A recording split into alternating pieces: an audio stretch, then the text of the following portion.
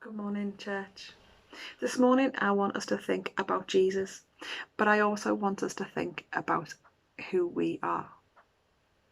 If I were to ask you who you are, you'd probably give me a list of jobs. Perhaps you would say you are a mother or a father, a son or a daughter, a wife or a husband. Perhaps you would tell me what your job role was. I am a teacher, I am a lawyer, I am a banker, I am a CAP debt centre manager. You would probably give me a list of all the things that you do that identify you and who you are. But for many of us, we don't really truly know who we are. We identify ourselves because of the things we do, and we strive to figure out who we actually really are. There are so many personality tests around at the moment that we can do to try and find out what our personality is like, or what our characteristics are like, and the attributes that they bring and how they make us who we are. And we can go to people and have therapy, and we can try and find out a little bit more about who we are and why we do the things we do. But they don't tell us our true identity. The verse that I'm going to read to you today talks about Jesus' identity, but it also tells us a lot about who we are.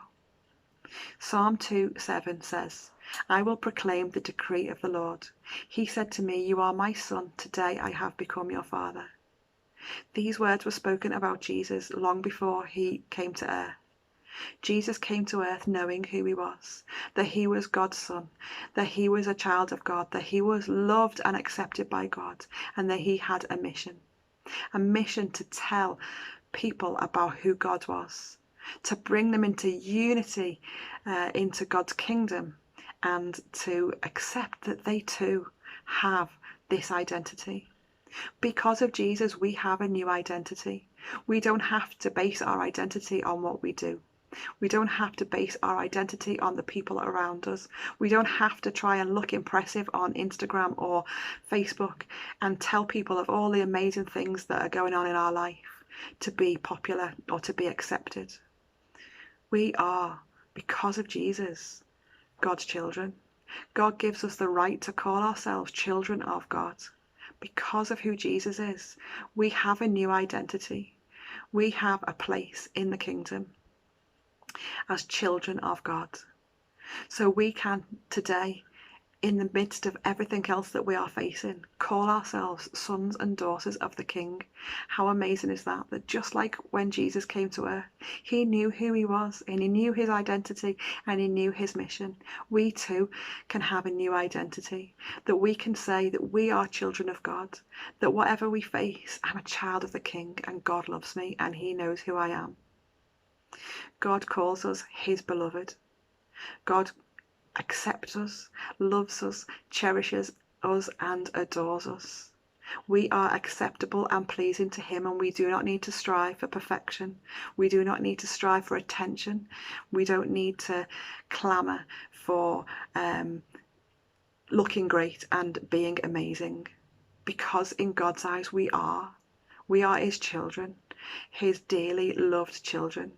And just like this prophecy that was spoken over Jesus, God looks at us and says, you are my child, I am your father.